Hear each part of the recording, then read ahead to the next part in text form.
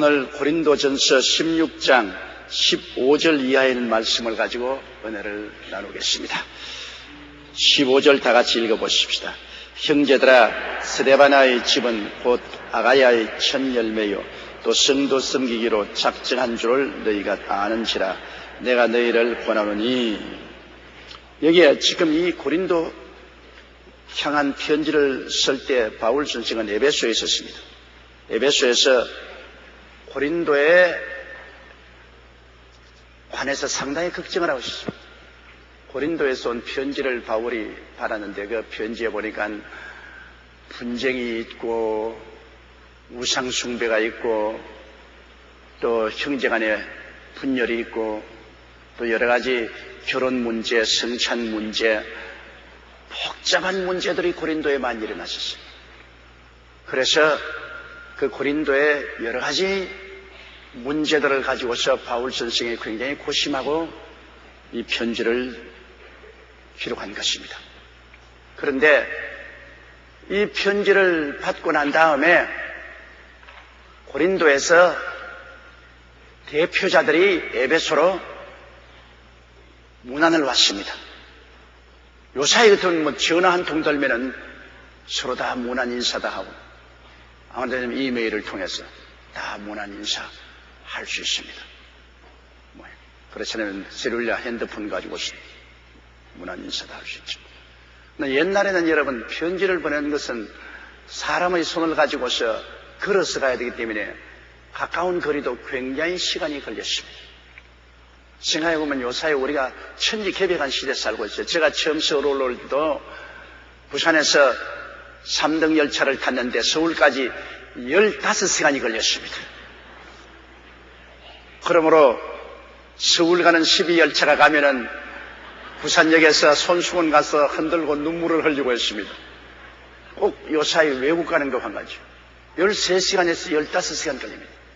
3등 열차를 타고 추풍령 고개를 넘을 때는 기차가 힘이 들어서 올라가다가 뒷걸음질 치고 또 한참 만에 힘을 얻어가 푹 하고 올라가다가 또 뒷걸음을 치고 그러면 또 전부 기차에서 내리라 그러니 기차에서 내려서 또 걸어 올라가면 기차는 빈 차로 올라가가지고서 또 도로 올라타라. 그러한 시대에 우리가 살았는데 지금은 여기 자동차로 부산까지 빨리 달려가면 4시간이면 가지 않아요. 비행기로는 30분이면 가는데 그렇게 천지개벽했어요. 13시간이면 여기서 미국 로스앤젤레스도 가고 파리나 영국 런던까지 비행기로 갈 수 있잖아요. 그러니 우리의 짧은 세월 동안에 얼마나 시대가 달렸습니까? 다니엘서의 말세의 징조로서 저들이 빨리 왕래하겠다고 했는데요. 오늘날 여러분 우리 얼마나 빨리 왕래합니까? 근데 그 당시에는 아가야 지대라는 것은 요사이 그리스 있는 곳입니다. 그리고 또 지금 빌립보, 골로새, 에베소 교회가 있는 것은 소아시아입니다. 터키 지역입니다. 지금 우리가 보면은 비행기 타고 1시간이면 갈 수 있는 그런 거리입니다. 그러나 그때는 그렇지 않아요. 그때는 보름씩 한 달씩 배를 타고 걸어가야 하는 곳입니다. 여기에 바울 선생이 고린도 교회를 걱정해가지고서 편지를 보냈는데 고린도 교회에서는 그 편지를 받아 읽고 대표를 에베소로 파견을 했어요. 바울 선생은 그 대표들로부터 편지를 받은 것입니다. 그래서 형제들아, 스데바나의 집은 곧 아가야의 첫 열매요. 이 스데바나가 대표자들이 올 때 대표들을 인솔해 온 사람인데 이 아가야 지역, 다시 말하면 그리스 일대에 교회를 세울 때 그 지역에 제일 처음으로 바울 선생이 교회를 세운 것이 스데바나 집사의 집에서 세웠습니다. 그래서 스데바나의 집에서 그가 교회를 열고 스데바나 식구들은 첫 열매십니다. 성경에 보면은 위대한 교회들이 다 가정에서 시작했습니다, 여러분. 큰 교회당을 짓고서 교회를 시작한 것도 아니고 그렇지 않으면 돈이 있어가지고서 단독 집을 산다든지 그렇지 않으면 상가주택을 얻는다든지 그렇게 하지 못했습니다. 바울 선생은 여행하면서 복음을 전가하는 사도였기 때문에 자기 여비도 없어서 가는 곳마다 천막을 만들어서 팔면서 사업을 하면서 복음을 전거했기 때문에 그렇게 집을 사거나 상점을 임대하거나 할 수 있는 힘이 없었습니다. 그러므로 그가 노방전도에서 예수 믿게 되면 그 집에 가서 교회를 세웠어요. 그래서 가정은 하늘나라 교회를 세우는 기초 단위가 된 것을 생각할 때 집이 얼마나 중요한지 모릅니다. 그래서 초대교회의 교회라는 것은 거의 예수 믿는 성도들의 집에서 출발한 것입니다. 지금 미국에 있는 우리 교회들의 거의 태반 이상이 우리 여의도 순복음교회가 이민 간 사람들이 자기 집에서 구역 예배를 시작했죠. 구역셀 예배를 시작해가지고서 교회를 세운 것이 오늘날 미국에 있는 우리 교회들의 거의 태반 이상입니다. 집에서 구역장 가방 들고 뛰어다니면서 모아가지고 성도들 모아서 그걸 조그만 옮겨가고 해서 큰 교회들이 된 것입니다. 난 지금도 기억합니다. 우리 동경순복음교회가 옛날에 조그마한 가정에서 예배를 시작했습니다. 그때 저와 최하실 목사님과 지금 금정교회, 부산 금정교회에 계시는 목사님, 동경의 대전 피업 지사장으로 했는데 그 집에서 우리가 모여서 예배를 시작했습니다. 그런 것이 오늘날 동경순복음교회 거대한 교회로 성장 발전한 것입니다. 요사이 여러분 집에서 가지는 구역셀 집회, 이거 보통 무시할 것 아닙니다. 원래 하나님이 세운 기초적인 교회가 모두 다 구역셀로 시작한 것입니다. 집에서 시작한 거예요. 가정예배로. 가정에서 시작해서 구역셀이 자라가지고서 교회가 된 거예요. 고린도 교회가 상당히 큰 교회가 되었지만은 출발할 때는 스데바나 집사의 가정예배로 시작했어요. 집에서 시작했어요.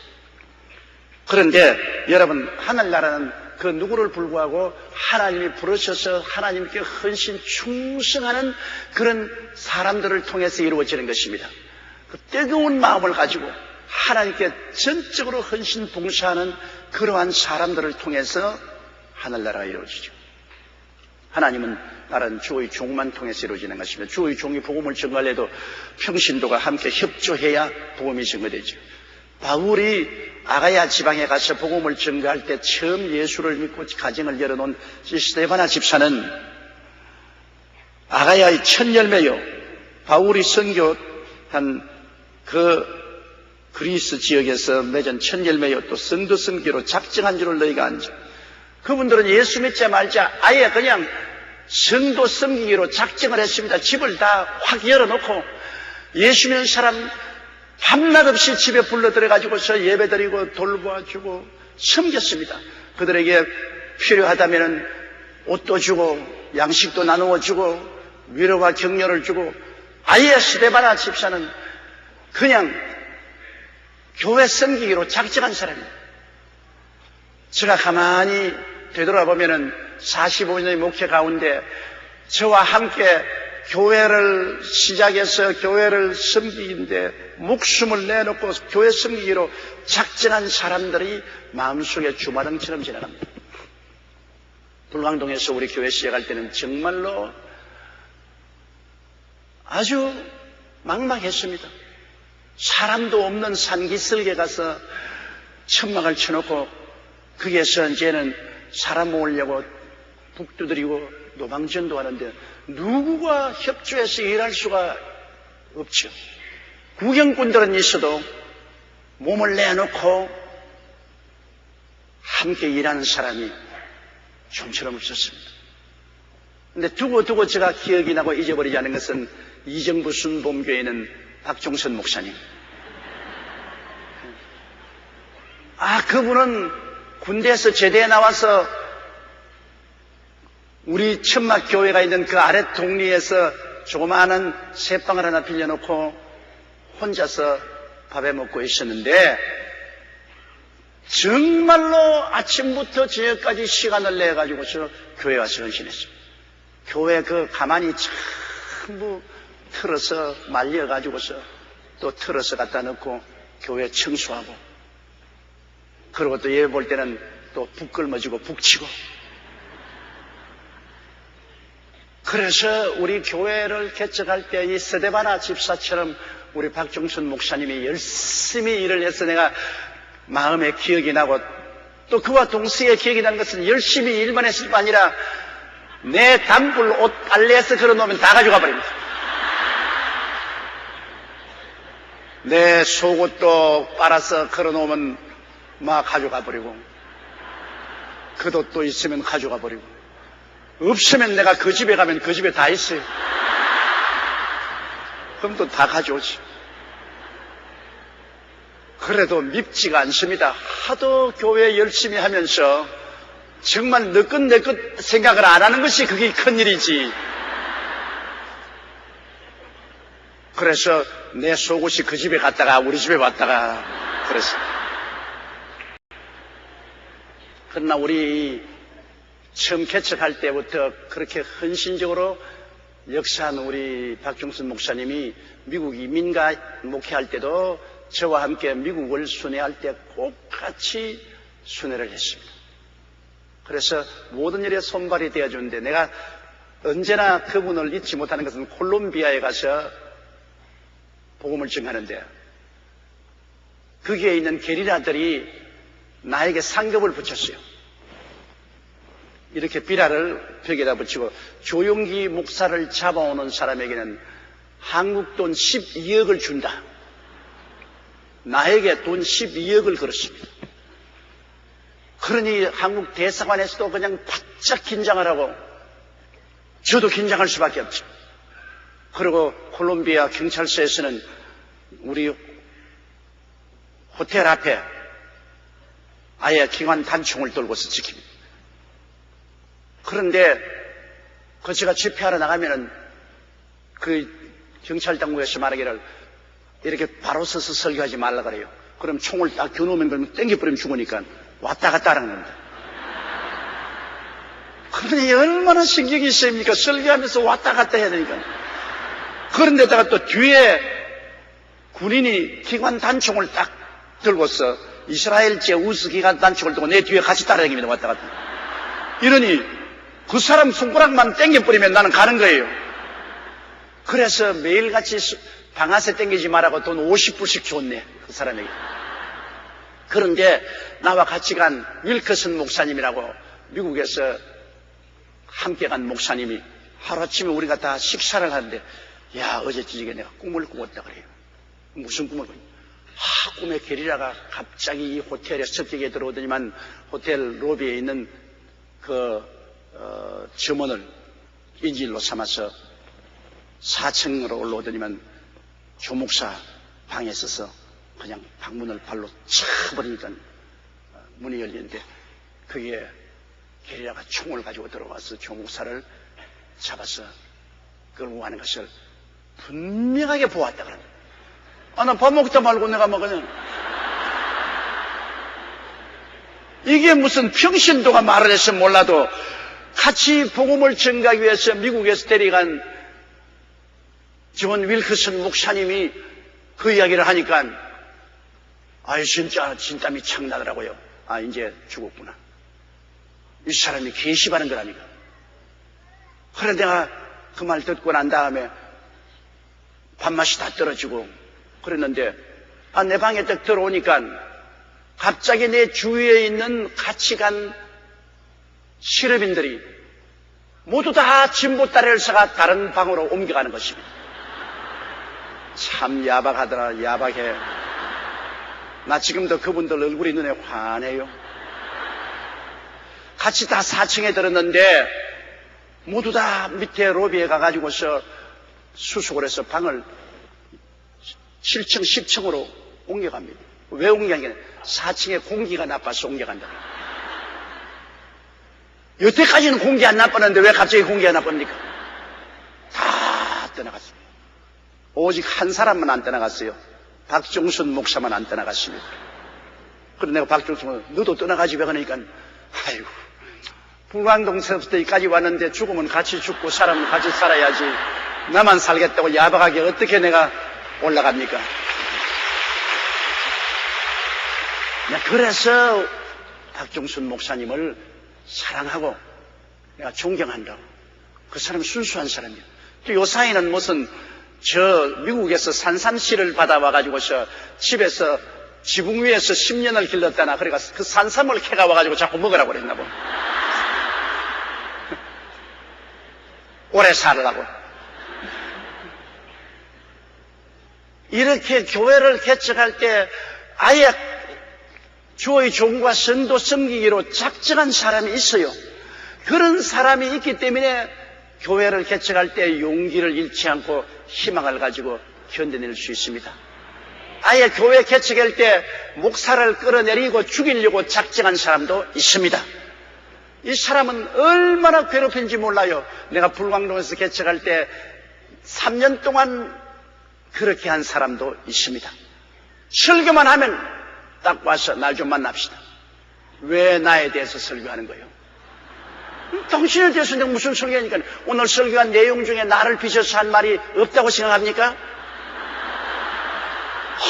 이렇게 물고 달라들고 사사건건이 사람들 모아가지고서 반역을 도모하고 가시노릇을 하는데 정말 내가 마음이 괴로웠어요.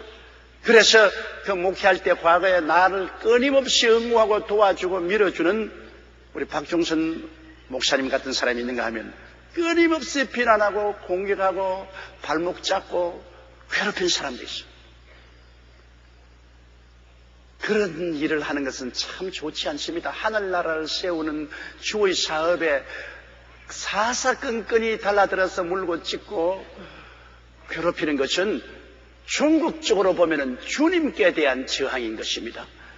주의 종이라는 것은 여러분 사람의 종이 아니라 하나님의 종이 아닙니까? 주님이 보낸 종이기 때문에 주님을 섬기는 마음으로서 주의 종을 섬겨야지. 주의 종이 예수님처럼 그렇게 거룩하고 온전할 수는 없죠. 예수님처럼 거룩하고 온전하면 어떻게 주의 종이 될 수 있습니까? 주님만이 오직 온전하고 거룩하신 것이고 주의 종은 예수님의 부르심을 받고 보내심을 받은 무섬이기 때문에 무섬에게 온전함을 기대할 수는 없습니다. 여러분, 무섬이 아주 인격적으로 훌륭하고 온전하기 때문에 주인이 부리는 것은 아니잖아요. 무섬은 일 잘하기 때문에 불리지. 좀 성격도 고약해도 일을 잘하면 무섬으로 부리는 거예요. 좀 밥을 많이 먹어도 일을 잘하면 밥 좀 많이 주더라도 그냥 부리는 거예요. 무섬에게 완전한 것을 기대할 수는 없습니다. 주의 종은 주님의 무섬입니다. 좀 불안전하더라도 주의 무섬을 보내셨으면 무섬을 잘 받들어서 하나님 사업 잘 이루도록 하는 것은 주를 위해서 일하는 것이지 그 무섬 위해서 일하는 것은 아닌 것입니다. 무섬은 언제까지나 무섬이죠. 저도 여의도 순복음교회에서 있지만 무섬이죠. 제가 어디까지나 예수 그리스도를 섬기는 무섬이지 예수 그리스도 대신할 수는 없는 것입니다. 그러므로 여러분께서 제가 하는 주의 사업에 같이 동참하는 것은 무섬을 도와서 주님의 일을 하는 것입니다. 무섬을 위해서 일하는 것 아닙니다. 주님을 위해서 일하는 것입니다. 주께 영광을 돌리고 주님을 기쁘시게 하는 것입니다. 무섬은 잘못하면 언제든지 주님이 파면시킬 수가 있잖아요. 그러므로 무섬이 주님을 보내서 일할 동안에는 열심을 다해서 무섬과 함께 손을 잡고 주님 일을 하는 것이 좋고 무섬을 파멸하거나 세우는 것은 주인에게 달려있는 것입니다. 주인이 보아서 이거 도저히 내 나라에 이 사람 두어서 안 되겠다 싶으면 주님께서 파면시켜버리지 않습니까? 주의 종의 일을 쓰고 앉으면 주인인 주님이 하실 일이지 사람이 할 일이 아닌 것입니다. 그런데도 불구하고 요사이 많은 교회에서 사람들이 주의 종을 마음대로 오라 가라 하는데 굉장히 위험한 일입니다. 그건 왜냐? 주님의 군의를 무시하는 것입니다. 오라 가라 하는 군의는 주님이 하시는 것입니다. 주인이 오라 가라 하지 사람들이 오라 가라 해서는 안 되죠. 그런데 주인 제껴놓고 사람들이 모여가지고서 오라 가라, 이것은 그 무슨 문제가 아니라 주님의 절대 주권과 권위를 무시하고 주님 자리에 들어서서 행하려고 하기 때문에 나중에 주님 앞에 이만저만한 꾸중을 듣지 않습니다. 무슨 보고 왔다 갔다 하는 것이 아니라 주인의 권위를 무시하고 주인의 권리를 박탈했기 때문에 결국 주님에 대한 대적이밖에 안 되는 것입니다. 이러므로 주의 종과 상대해서 왈가왈부하면 꼭 예수 그리스도가 거기에 포함됩니다. 사울아 사울아 어찌하여 나를 핍박하는 것. 사울이 핍박한 것은 예수 교인들이지 사울은 예수님을 본 적도 없습니다. 그런데도 다메섹 도상에서 나타난 예수 그리스도는 사울아 사울아 어찌하여 나를 핍박하는가. 주여 니시니까 나는 네가 핍박하는 예수라. 깜짝 놀랐습니다. 그는 기독교인들을 핍박했지 예수님을 핍박한 적은 없는데 결국 기독교인들을 핍박한 것은 예수님을 핍박한 것입니다. 이렇기 때문에 여러분 오늘날 세상 사람들이 교회를 대적하는 것은 예수님을 대적하는 것입니다. 하늘과 땅과 세계와 그 가운데 모든 것을 지으신 예수님을 대적하고야 이길 수가 있습니까? 예수님이 그들보다 약하면 모르겠지만은 예수님은 강한 자요 싸움에 능한 자요 만유의 주 되신데 주님을 대적하고 살아남을 수가 있습니까? 어느 국가나 민족이라도 교회와 예수 그리스도를 대적하는 것은 어리석은 일입니다. 주님이 오래 참으시지만은 어느 한계점에 이르면 주님이 진노하시면 설 자가 없는 것입니다. 그리고 교회에서도 주의 종들을 대적하는 것은 정말 어리석은 일인 것입니다. 주의 종이라는 것은 아무 가치도 없는 존재예요. 그러나 종을 부리는 주인에게 대적하는 것이 되기 때문에 나중에 반드시 주인이 종을 칠 때는 종도 치고 그 다음 종을 핍박하는 사람들도 같이 치는 것입니다. 그렇기 때문에 교회에서 주의 종과 마음이 합치지 않으면 교회를 떠나는 것이 제일 좋습니다. 교회에서 싸울 필요 없어요. 싸우다가 나중에 자기와 자기 자손들하고 하나님께 매맞을 일 뭐 하려고 합니까? 교회가 마음에 안 들면 그냥 교회 떠나지. 끝까지 교회에 앉아서 자꾸 종을 욕하고 그냥 투서하고 단체를 지어서 모함하고 결국은 그렇게 하는 주의 종의 주인이 예수님이 아닙니까? 결국 예수님 치는 것이죠. 예수님 권위를 무시하는 것이죠. 나중에 가서는 예수님께 매를 맞게 되는 것입니다. 이러므로 제가 늘 말하는 것은 어느 교회 가든지 주의 종하고 마음이 안 맞으면 하나님 앞에 기도하고 교회를 떠나는 것이 제일 좋습니다. 주의 종은 주인인 주님께서 가라오라 결정을 내리시기 때문인 것입니다. 그런데 여기 이 아가야 지방, 즉 지금 그리스 지방에 있는 교회의 처음 시작은 스데바나의 집에서 시작했는데 이는 성도 승리기로 아주 작정을 한 사람입니다. 그게 성경에 기록되어 있죠. 성경의 말씀은 저 하늘이 무너지고 이 땅에 꺼져도 일지일맥도 변하지 않지 않아요. 그리고 하나님 말씀은 영원하지 않아요. 하나님이 영원히 하늘나라에 기록을 해놨습니다. 아가야 지방의 성도 승리기로 작정한 스데바나 영원히 하나님 책에 기록되어 있습니다. 그러니 이분이 하늘나라에 가서 세세뭉토록 그 역사한 것이 대접을 받지 않습니까?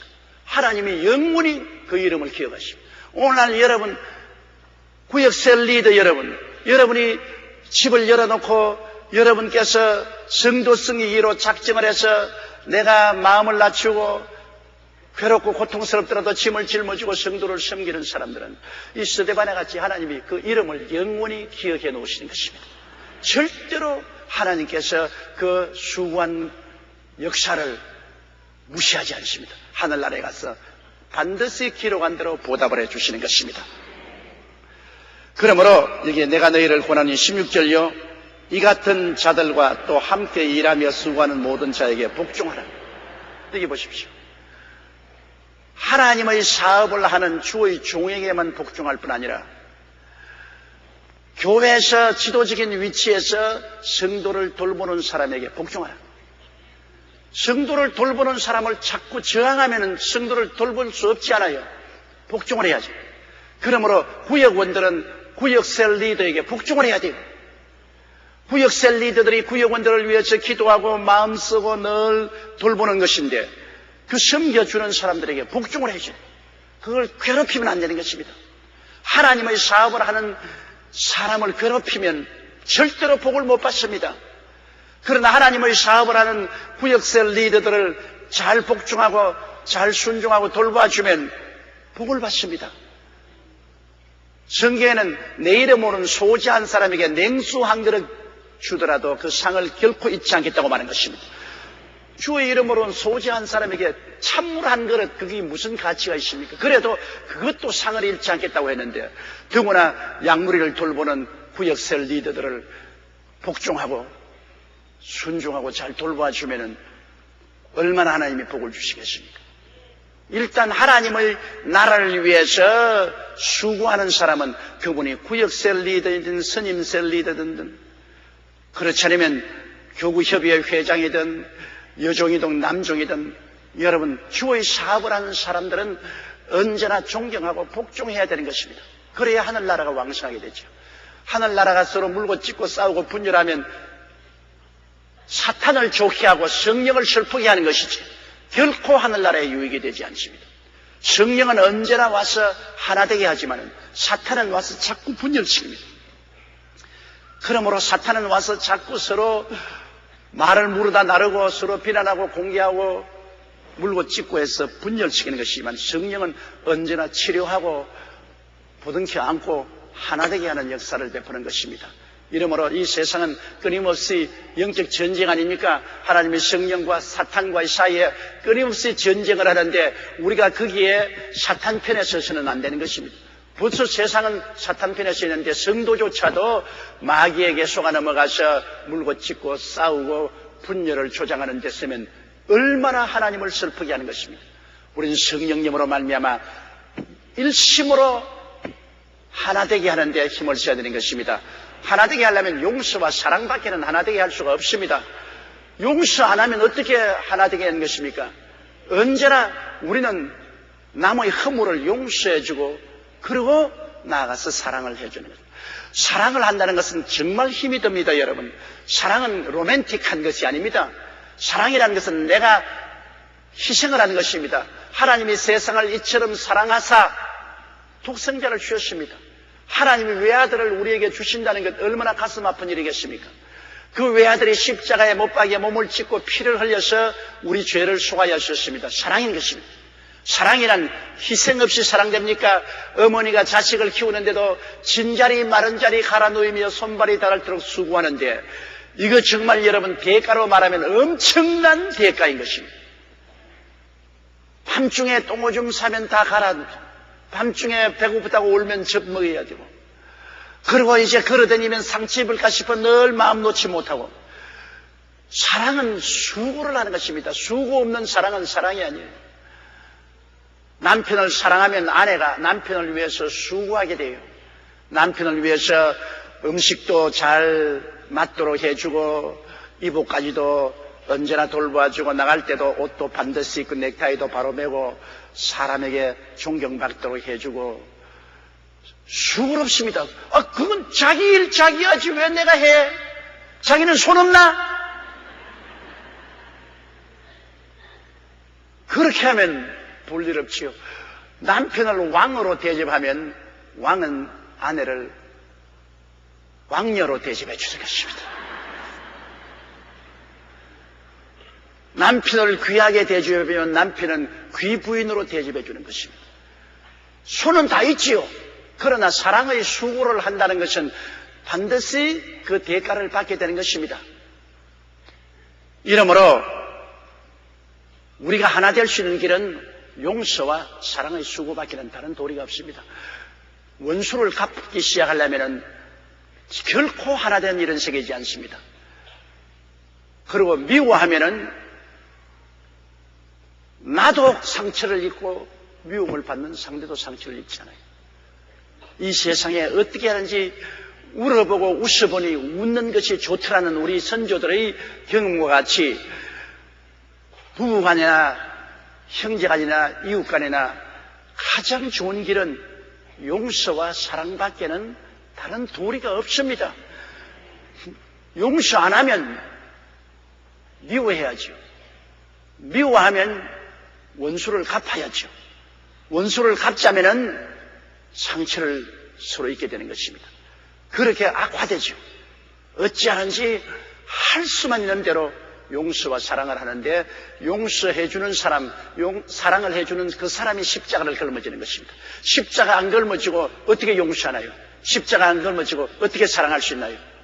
그렇기 때문에 용서한다는 것이 그렇게 힘이 들고 사랑한다는 것이 얼마나 희생을 감내하는지 모릅니다.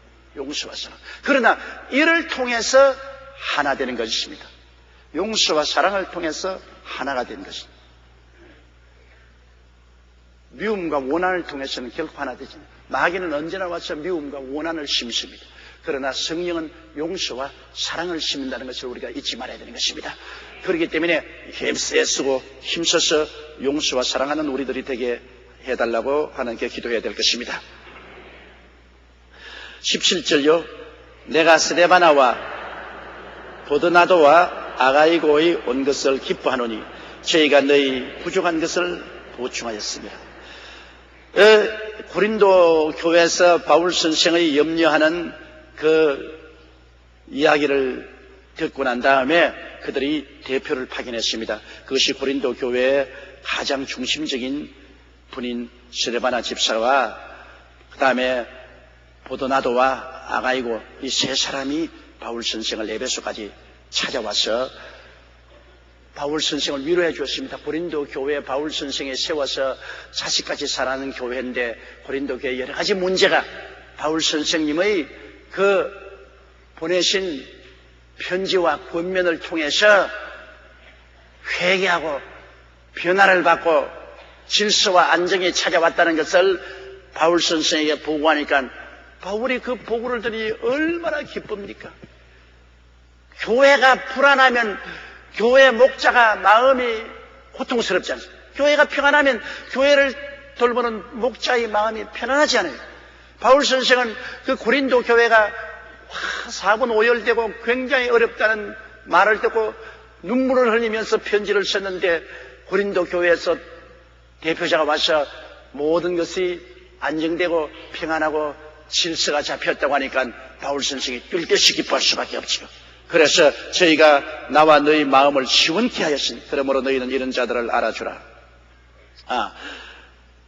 내가 스데바나와 보드나도와 아가이고에 온 것을 기뻐하는 저희가 너희의 부족한 것을 보충하였습니다. 너희 때문에 내가 염려하고 근심했는데 이 염려와 근심을 다 제하여 주고 마음의 위로와 평안과 기쁨을 주었으니 얼마나 좋습니까? 보통 비타민을 갖다 온 것이 아닙니다.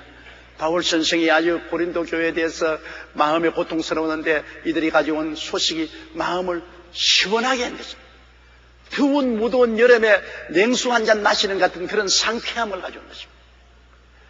밑에 사람을 부릴 때 그 사람이 가서 문제를 잘 해결하면 그 사람이 마음을 시원하게 해주는, 보낸 일에 일을 잘 못하고 일을 더 꾸겨놓으면 마음이 고통스럽지 않습니까?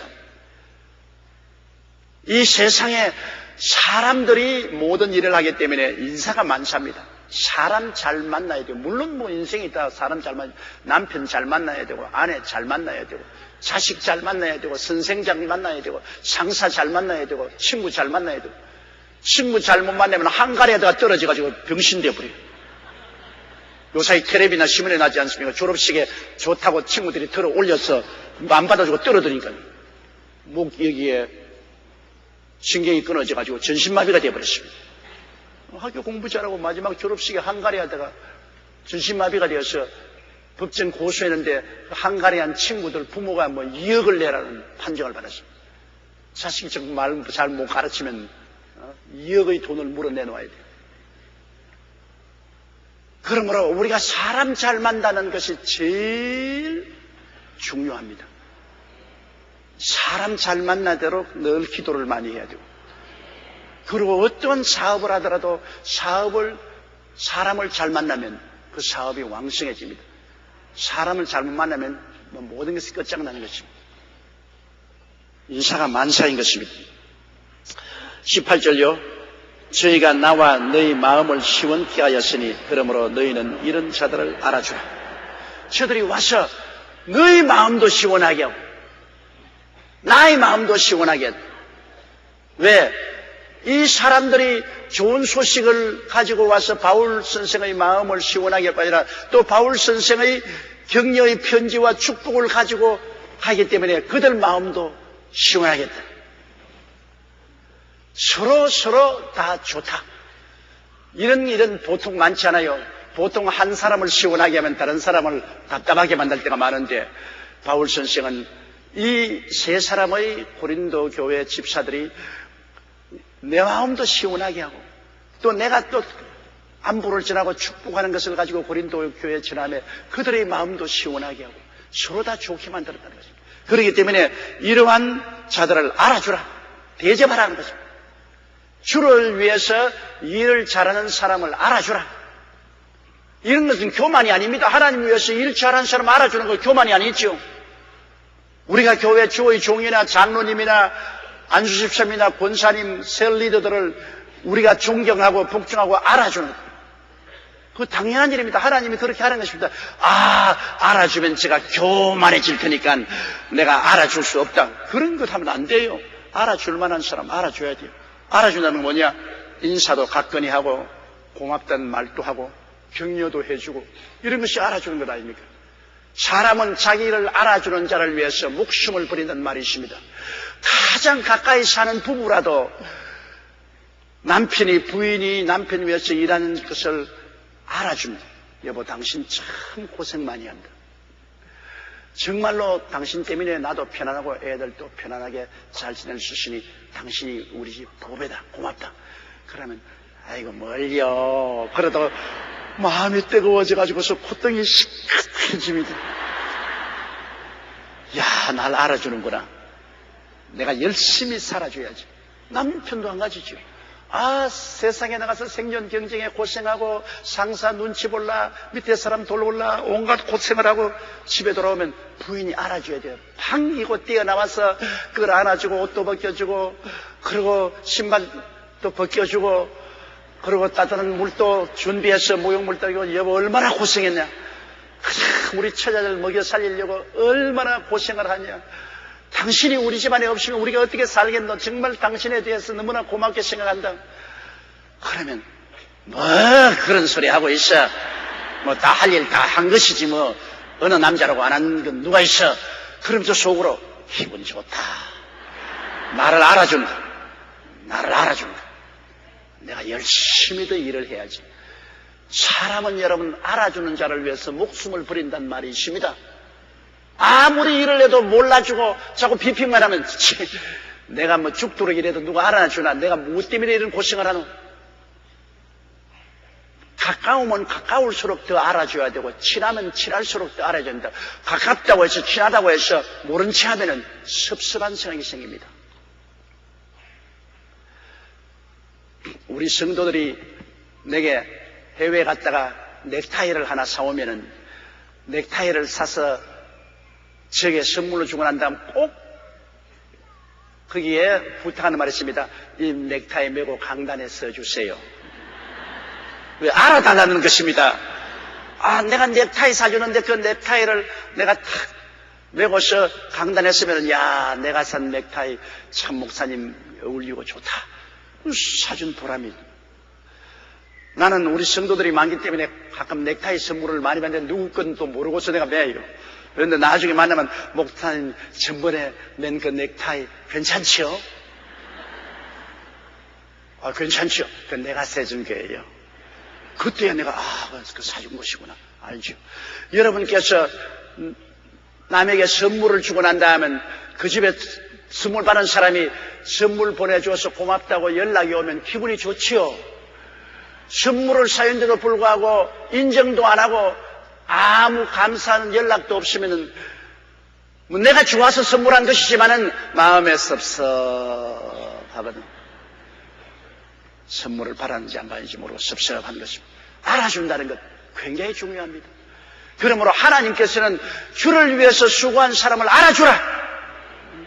주의 종이나 장로님이나 권사님, 안수집사님, 셀리더 알아주라. 주를 위해서 수고한 사람 인정해주라. 사람들은 잘못한 것은 잘 알아주는데 잘하는 것은 안 알아주려고 그래요. 아주 인색해가지고 남이 잘못한 것은 참 잘 알아줘요. 당신이 이거 잘못했다 저거 잘못했다 자꾸 비난하는 거예요. 그러나 잘한 점은 좀처럼 안 알아주려고 그래요. 남 잘못한 것 여러분 자꾸 비평해서 그 사람 변화시키지 못합니다. 남의 상처를 깔아서 그 사람 변화되지 않습니다. 그 사람 잘한 점을 칭찬해 주면 그 사람 감동을 받고 변화받지만은 못한다고 자꾸 하면은 그 사람은 역효과를 발생해서 점점 부정적이 되고 마는 것입니다. 나는 여러분 가정에 꼭 부탁하고 싶은 말이 있습니다. 부부간에 잘하는 점을 자꾸 칭찬해 주고 잘못한 점을 정면에서 여러분 비평하지 마십시오. 사람은 다 자존심이 있기 때문에 정면에서 잘못한 것을 공격하면 반드시 그것을 수용하는 것이 아니라 변명하고 저항합니다. 잘못하면 너는 뭘 잘했냐? 반드시 그럽니다. 그렇기 때문에 효과 없습니다. 남편이 잘못한 것이나 아내의 잘못한 것을 현장에서 정면으로 공격한 것은 효과가 없습니다. 그렇게 함으로 내 마음은 좀 시원할지 몰라도 굉장히 상대방에게 상처를 입힙니다.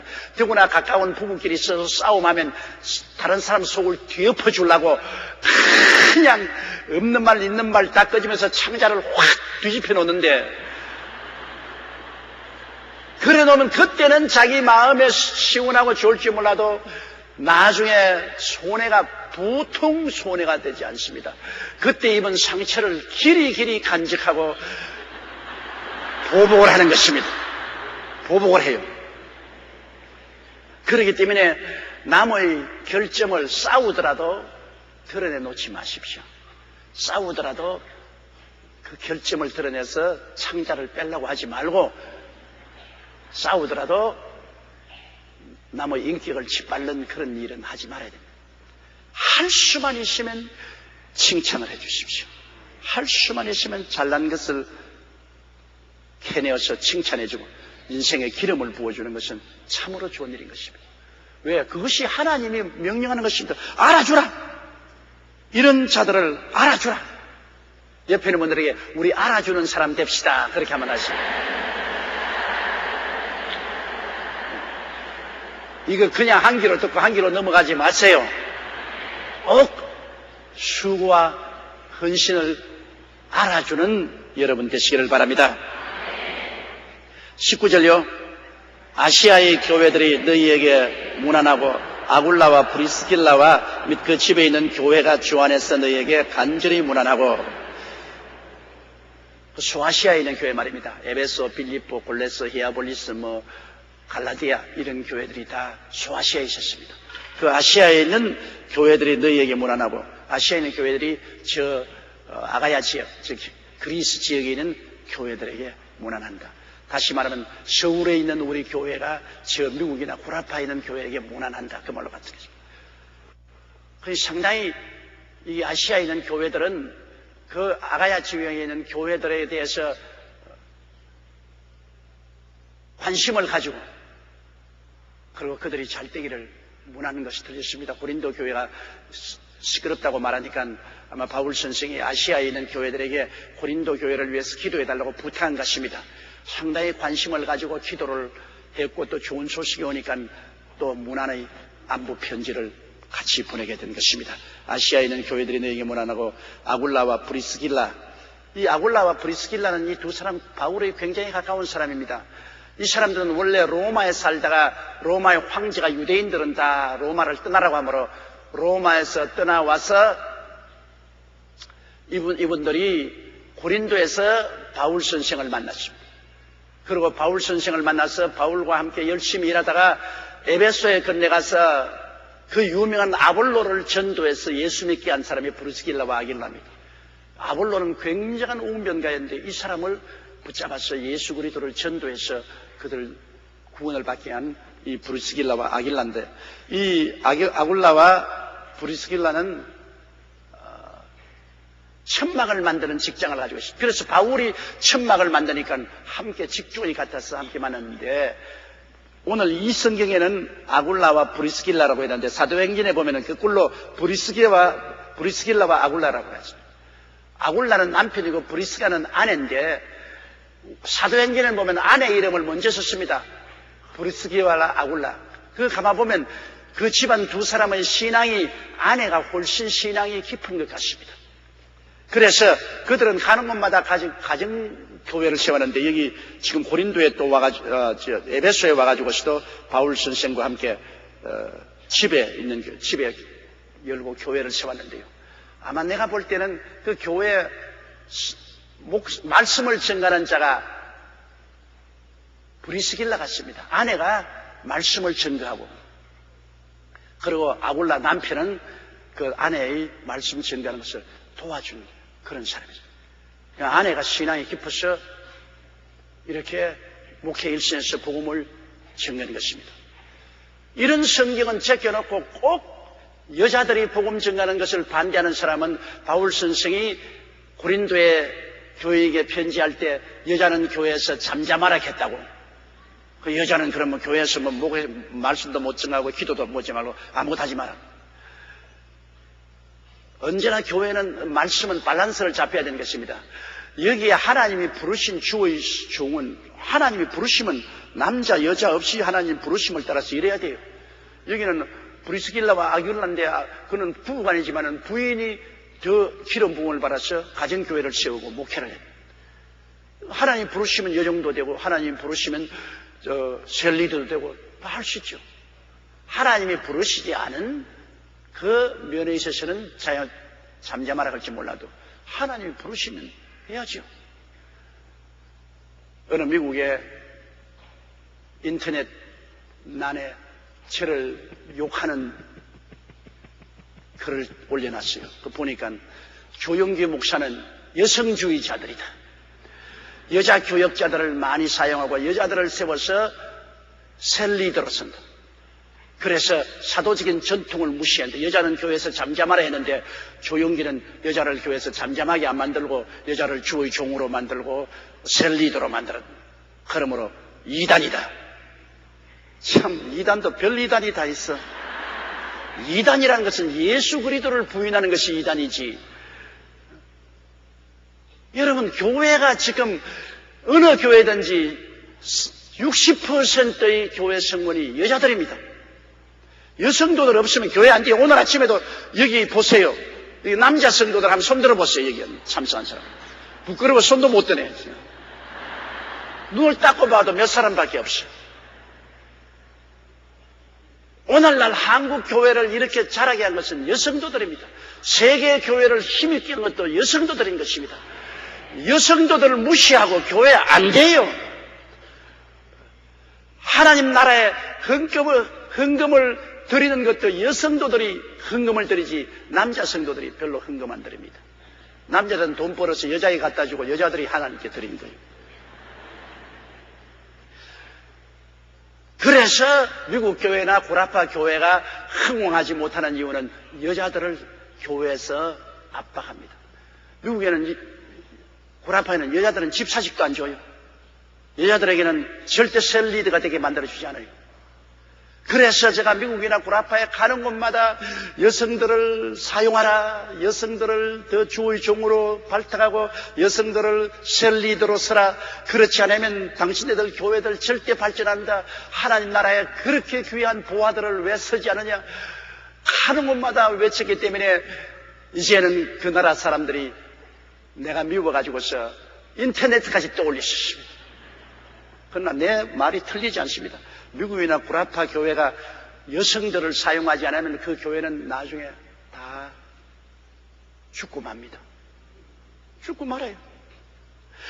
교회 남자들을 끌고 오는 사람이 누굽니까? 여자들이 끌고 오지 남자가 여자 끌고 오는 거 봤어요? 내가 지금까지 목회가요 보면 여성이, 어머니가 남편과 자녀들을 다 죽게로 이끄는 것은 비일비재하지만은 아버지가 어머니하고 자식들 교회에다 끌고 오는 것은 별로 많지 않아요. 예수 잘 믿는 며느리가 한 집에 들어가면 그렇게 핍박을 받다가도 온 집안을 다 끌고 나중에 교회에 나와요. 남자들은 별로 영향력이 없다고. 오정환 장로님 여기 앉아도 별 영향력 없다고. 오 장로님 집안 애들 다 죽기로 한다면 사모님에게 가야지. 오 장로님에게 가는 별 도리 없어요. 전부 여성들이 결정을 하는 것입니다. 요사이 집에 여러분 신문 보느냐 안 보느냐 누가 결정합니까? 여성들이 결정해요. 우리가 조선일보 볼 것이냐, 동아일보 볼 것이냐, 중앙일보 볼 것이냐, 그렇지 않으면 국민일보를 볼 것이냐, 누가 결정합니까? 부인들이 결정하는 것입니다. 남편들이 결정 안 해요. 아침 식탁을 뭘 먹을까, 점심 뭐 먹을까, 저녁 뭐 먹을까, 중요한 생명의 양식 공급을 누가 결정합니까? 여성들이 결정해요.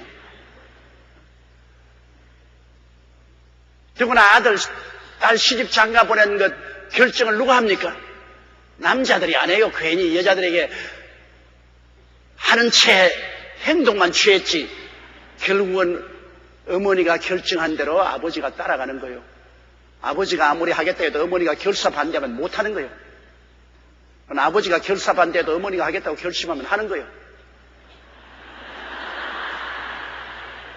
여성이 힘이 없는 것 같지만은 영향력이 굉장히 많습니다. 그러면 그런 여성들이 교회에 오늘날 중심부에 앉는데요. 60% 이상의 교회를 여성들이 차지하고 나중에 천당의 3분의 2는 여성들이 차지하는 천당이 되는 것입니다. 왜 여성들을 무시하고 어떻게 교회가 돼요? 교회 안 되는 겁니다. 이렇기 때문에 더욱더욱 우리 한국 교회도 여성들을 훈련하고 여성들에게 주의 사업을 열심히 하도록 권장을 해야 되는 것입니다. 옛날하고 달라요. 옛날에 그 사도시대에는 그때는 여성들이 사회적인 인정도 받지 못하고 지위도 낮고 교육을 받지 못하기 때문에 무식하고 이러므로 사용할 수 있는 그릇이 되지 못했어요. 요사이는 남녀 간에 다 똑같이 교육받고 다 유능합니다. 나는 어제 어떤 여성 국회의원을 만났을 때 그런 이야기를 하는 것입니다. 우리 한국의 성비율로 보면 남자 50%인데 국회의원도 50%는 여성이 돼야 되고 장관도 50%는 여성이 돼야 되고 앞으로 대통령은 여성이 나와야 된다. 왜 남자가 죽을 다 소환하는데 그 다음 여자가 한번 들어와야지요. 요사이 역대 늘 대통령 남자가 했는데 주관손 남자 누가 있어요? 여성 대통령 나오는 거 왜 나빠요? 나는 요번에 우리 여성 국무총리가 국회에서 비준되지 않은 것 마음에 굉장히 안 좋게 생각합니다. 왜 여자라고 더 어려운 조건을 내세웁니까? 남자 국무총리 비준할 때는 그렇게 어렵게 질문을 하고 어려운 조건을 내세우려는데 왜 여성은 그렇게 어렵게 세웁니까? 아직까지도 그한 성 비례에 대한 확실한 제도가 성립되어 있지 않지 않습니까? 저는 그렇다고 해서 특별히 여성주의자는 아닙니다. 공정하게 하자 그 말입니다. 공정하게 하자. 하나님이 사람 지을 때 남자만 지어놓지 않고 여자도 지었지 않습니까? 그럼 사회라는 것은 남녀가 둘이 합쳐서 사회를 이루는 것이고 가정도 둘이서 합쳐서 사회를 이루는 것인데 왜 일방적으로 한 곳에만 힘을 모아줄 수는 없다는 것입니다. 같이 나누어서 힘을 거머쥐야지. 나쁜 말을 했다고 또 인터넷에 들어올 겁니다. 틀림없이. 왜냐하면 내 지금 강의하는 건 온 세계에서 인터넷에 다 나가고 있으니까 또 남존 여비의 사상을 가진 사람들이 굉장히 공격을 할 것이지만 뭐 하라면 하라고 그러지 뭐. 나도 이제 나이가 먹은 사람이 내 하고 싶은 말 다 하고 가지 뭐. 내가.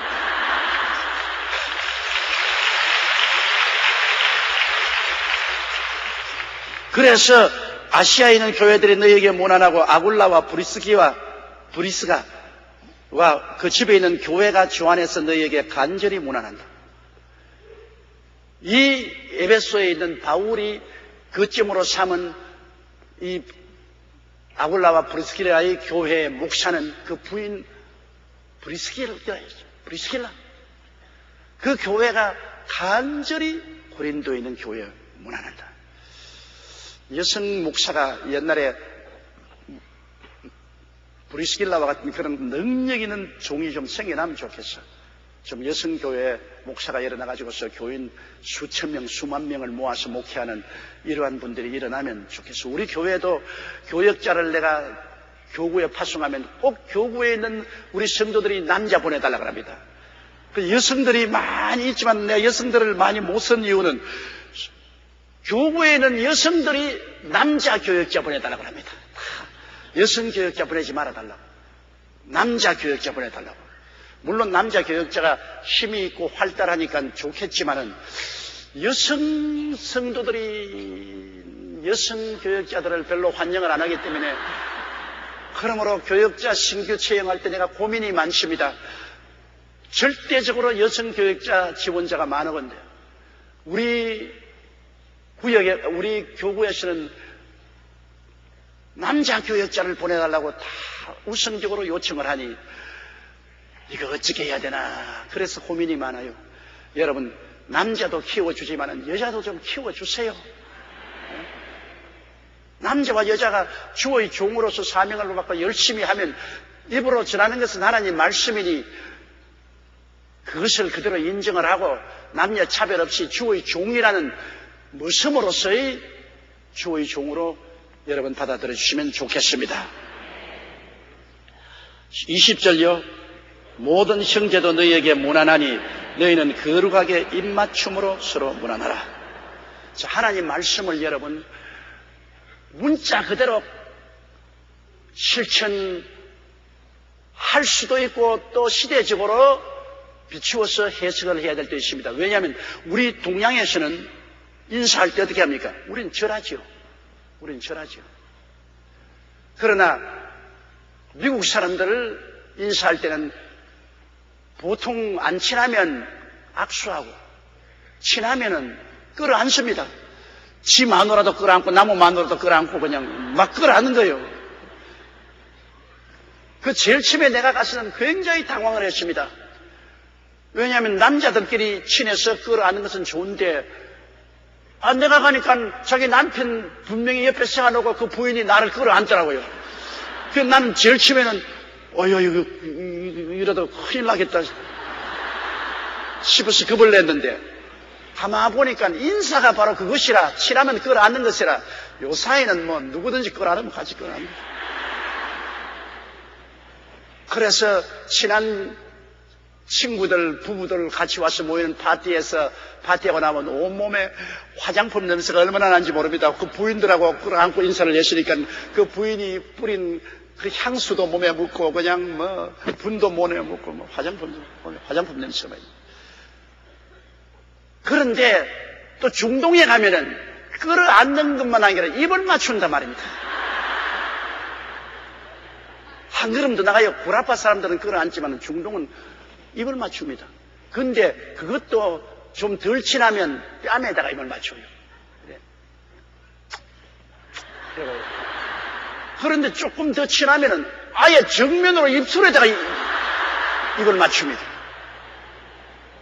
그런데 그것도 좀 양추질이나 많이 하고 깨끗한 사람이 입을 맞추면 좋은데 양추질도 안 하고 몸 관리를 잘 못한 사람이 반갑다고 내려앉고서 그냥 땀을 비비고 입을 맞추는데 얼마나 구린내가 나는지 말도 못해요.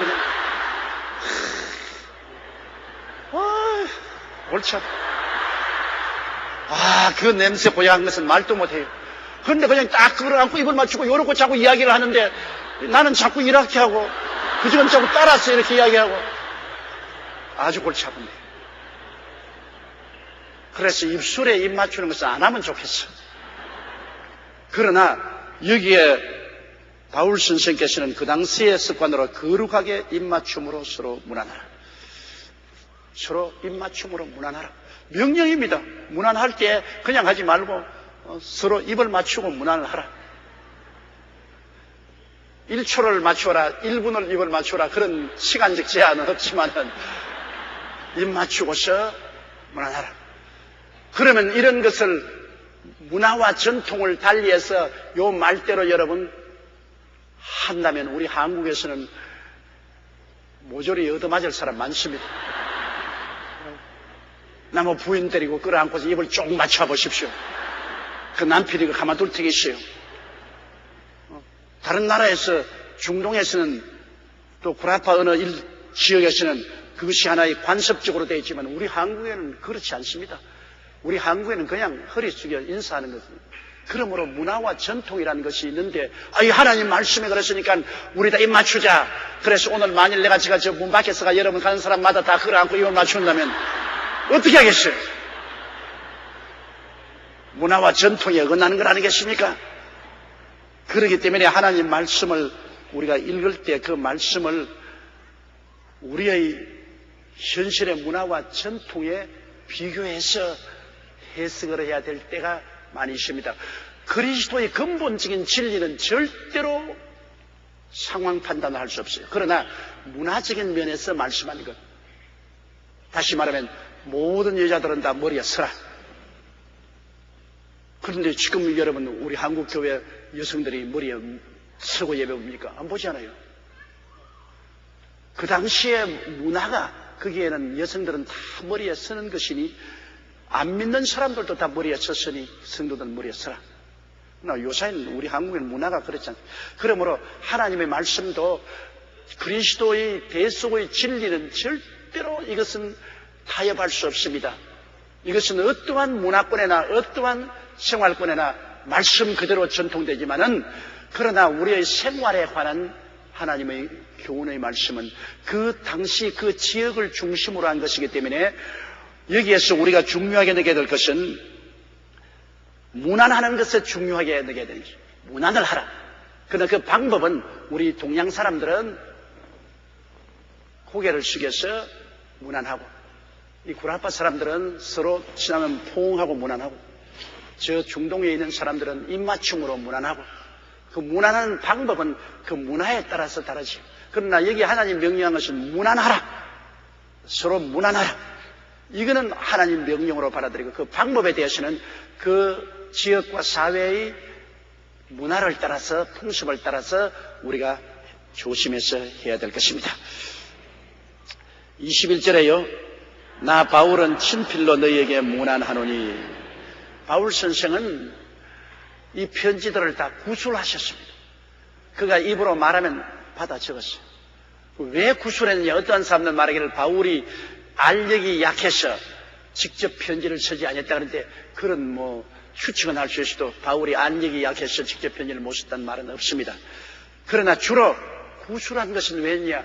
여러분 글로 쓰는 것보다도 말할 때 성령님이 그 입을 통해서 말씀하시는 것입니다. 글을 쓸 때는 인간적인 이성과 지식이 많이 지배하지만은 말을 할 때는 하나님의 성령이 그 음성을 통해서 입술을 통해서 말씀을 하십니다. 그렇기 때문에 바울 선생께서는 글을 직접 쓰는 것보다는 성령의 감화 감동으로 말씀으로 말씀했고 그 다음에 밑에 있는 사람이 그를 받아 적었을 것입니다. 저도 가만히 이 설교를 해보면요, 원고를 다 적어서 와서 읽으면은 영감이 없어요. 그러나 대개 설교의 대지 소지만 기록해놓고 난 다음에 말씀으로 설교하면 그 가운데 성령께서 굉장히 내가 생각하지도 아니하고 계획하지도 아니한 말씀을 많이 떠오르게 하고 말씀을 하게 하는 것입니다. 그거는 복음을 전개해본 사람은 다 알 수 있어요.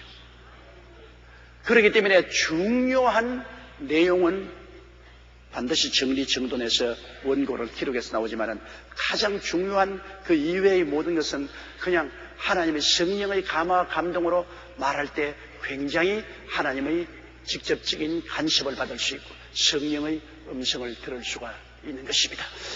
그때 바울 선생께서는 그의 모든 편지를 다 구술하셨습니다. 입술로 말씀을 하고 적고 마지막 이것이 바울 선생의 편지라는 것을 알기 위해서 친필로 사인만 했습니다. 22절요. 만일 누구든지 주를 사랑치 아니하거든 저주를 받을지어다. 주께서 임하시느니라. 이건 바울 선생께서 어마어마한 말씀을 하셨습니다. 누구든지 주를 사랑하지 아니하면 저주를 받을. 바울 선생께서 저주에 대한 말을 두 번 했는데 갈라디아서에 우리나 하늘에서 내려온 천사라도 우리가 전한 복음 이외에 다른 복음을 전하면 저주를 받을지어다. 예수 그리스도께서 동정녀 마리아에 탄생하셨고 십자가에 못 박여 죽었다가 3일 만에 부활의 성취하고 다시 온다는 근본적인 이 그리스도의 복음, 우리가 전한 복음은 우리나 하늘에선 천사라도 다른 복음을 전하면 저주를 받을죠. 저주라는 것은 여러분 완전히 절망 아닙니까? 하나님이 버림받는 거 아닙니까? 여기 바울 선생은 예수 그리스도를 사랑하지 않은 자는 저주를 받을죠. 사랑하지 않은 사람은 이미 저주 받았죠. 예수님을 사랑하지 않고 하나님을 저버린 사람은 이미 저주 받은 사람입니다. 가만 내버려 놔도 저주 중에 가장 무서운 저주가 지옥 가는 거 아니겠습니까? 여러분, 그리스도를 믿게 된다는 것은 정말로 큰 축복입니다. 우리 마음이 이 방이라면 우리 마음에 커튼이 쳐 있어요. 이 죄악의 커튼이 쳐 있는데 하나님의 성령이 오셔서 커튼을 제껴버려야 천당이 보이는 것입니다. 여러분, 방 안에 커튼을 쳐놓으면 바깥에 나무가 있고 산이 있고 풀이 있고 꽃이 있고 시내가 흐른다는 것 아무리 설명을 해도 커튼이 쳐 있어 안 본 사람은 그 말을 믿을 수가 없죠. 내가 안 보이는데 저 창밖에 저렇게 아름다운 것이 있다. 그 말만 듣고 믿을 수가 없죠. 그러나 커튼을 착 제껴버리면 그 바깥의 경치가 다 보이면 안 믿더라도 믿는 것입니다. 우리 마음속에 불신앙의 커튼이 딱 쳐 있는데요. 마귀가 불신앙의 커튼을 쳐놨는데 성령이 오셔서 이 커튼을 제껴버리면 예수님과 그 십자가에 달려서 죽었다가 부활하신 그 진리가 깨달아지는 것입니다. 이러므로 마음의 커튼을 제껴달라고 우리가 기도해야 되는 것입니다. 마음의 커튼이 있는 이상은 아무리 설명을 해도 깨닫지 못해요. 제가 영적으로 보지 못하기 때문에 영적으로 보게 하기 위해서는 마음의 커튼이 제껴지면 보게 되죠. 그러면 믿게 되죠. 믿는 자는 큰 복을 받은 사람입니다. 안 믿고 사랑하지 않은 자는 이미 저주를 받았습니다. 바울 선생이 말한 것은 새삼스럽게 저주받는 것이 아니라 이미 저주 아래에 있다 그 말인 것입니다. 예수 그리스도를 믿지 아니하고 하나님의 율법을 어긴 사람은 저주 아래에 있다고 이미 구약성경에 말했습니다. 그러므로 믿는 자는 축복 아래에 있고 믿지 않는 자는 저주 아래에 있는 것입니다. 그리고 주께서 임하시느니라. 마라나다. 이 마라나다라는 이 말은 아람어를 그리스어로 말한 것인데 초대교회는 이 마라나다라는 말은 많이 썼습니다. 주께서 곧 오신다. 주여 어서 오시옵소서. 하도 그때 핍박을 당하고 가산을 다 빼앗기고 동굴 속에서 온 들에서 방황하기 때문에 모든 소망이 주님 오시기를 간구하는 것입니다. 주님이 마라나다. 주여 오시옵소서. 주님이 오십니다. 바울 선생께서도 마라나다. 주님 곧 오신다는 것입니다. 여러분, 초대교회 바울 선생이 쓴 편지를 보면은 그 당시에 주님이 오실 것이라고 확실히 믿고 있었습니다. 바울 선생은 고린도전서 15장에 그리스도의 재림에 대한 이야기할 때 주께서 호련과 천사의 고함과 하나님의 나팔로 친히 하늘로 쫓아 강림하시니 주 안에서 죽은 자들이 먼저 일어나고 우리 살아남은 자. 바울은 우리 살아남은 자, 자기를 지칭해서 우리 살아남은 자도 변화되려고 하십니다. 바울 선생은 그 당시에 살아있는 사람은 바울과 함께 모두 다 그리스도의 재림을 맞이하고 변화될 것을 믿었습니다. 그럴 정도로 그리스도의 재림에 대한 소원이 간절했고 또 그리스도의 재림이 임박했다고 믿고 있었습니다. 2000년 전에 예수님의 재림이 그렇게 임박했다고 바울이 믿었었으면 오늘날에 와서는 이제는 말세지 말 마지막 주님이 재림한 시기가 왔다는 것을 우리가 알 수 있는 것입니다.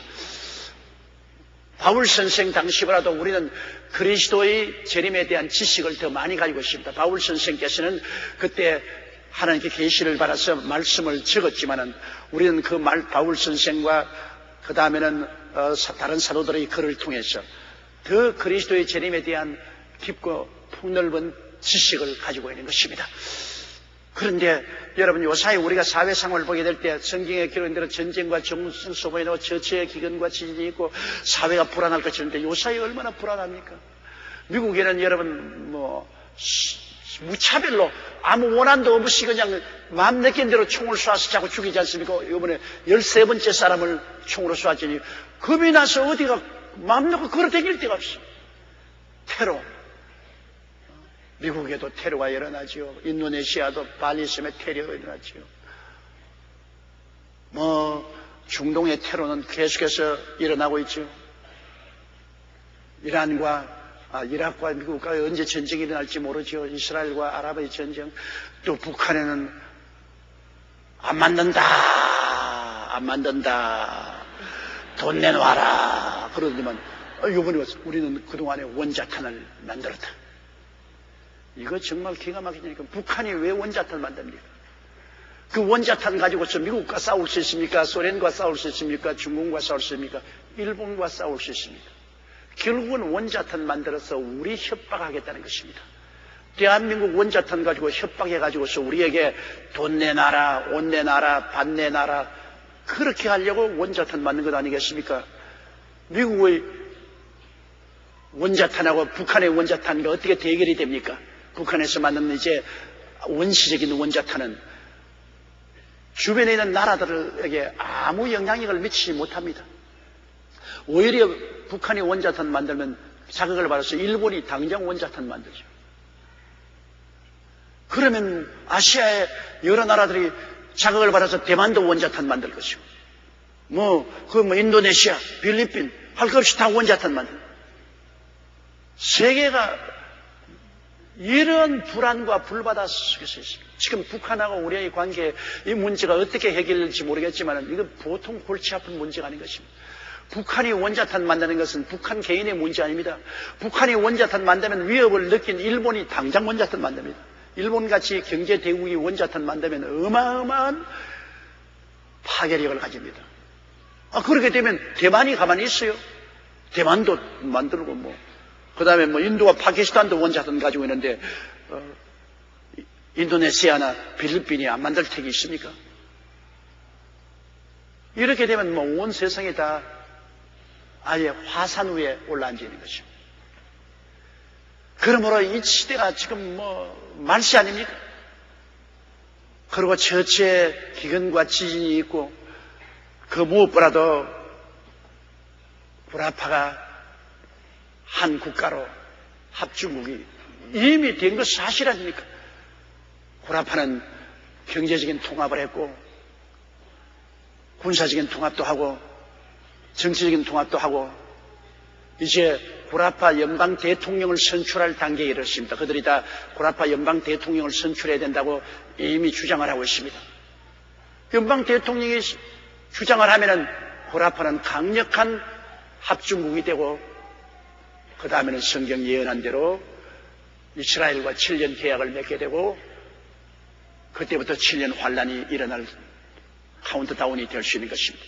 그날과 그 시는 언제인지 모르겠지만 역사적으로 말세에는 이러한 운동이 일어나겠다고 했는데 이 역사가 우리 눈앞에 이제 진행되고 있는 것입니다. 바울 선생 때보다 훨씬 우리는 마지막 때에 더 가까이 와 있는 것입니다. 제가 말하고 싶으면 바울 선생처럼 말할 수 있습니다. 우리 살아남은 자, 저와 여러분과 함께 우리 살아남은 자들도 주님의 재림을 보고 변화되리니. 바울은 그 당시에 그렇게 될 줄 알았습니다. 우리 살아남은 자들은 다 변화되리니.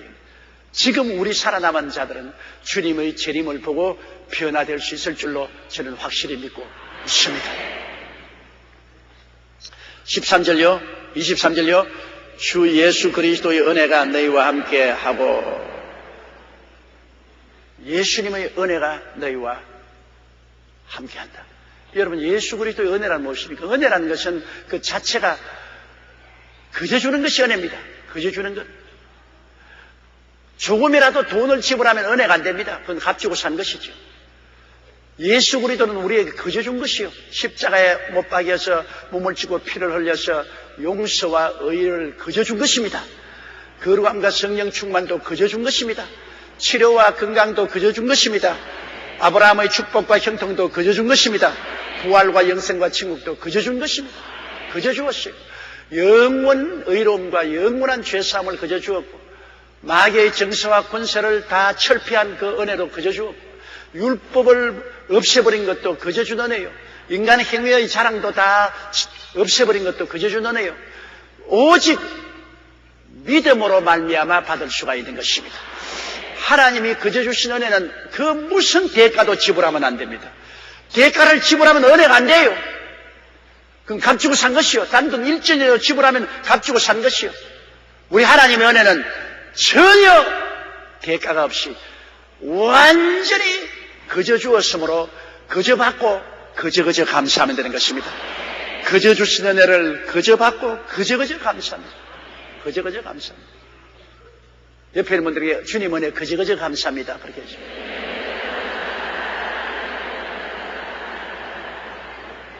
그러므로 누구든지 저를 믿으면 구원 얻으리라. 이거 얼마나 좋습니까? 다른 아무 조건이 없어요. 믿기만 하면 구원 얻어요.